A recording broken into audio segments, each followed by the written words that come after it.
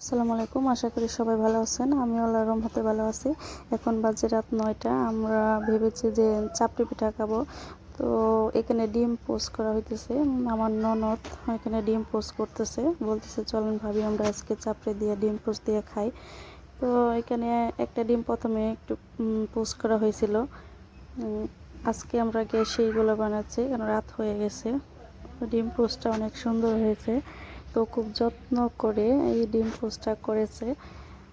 তারপরে আমরা কিছু এখানে আমরা লাউ ভাজি করছিলাম, একটু লাউ ভাজি নিয়ে নিলাম। আর এখানে মুরগির তরকারি, সেটা আমরা সকালেই রান্না করেছিলাম, তো অল্প একটু তরকারি রয়ে গেছে।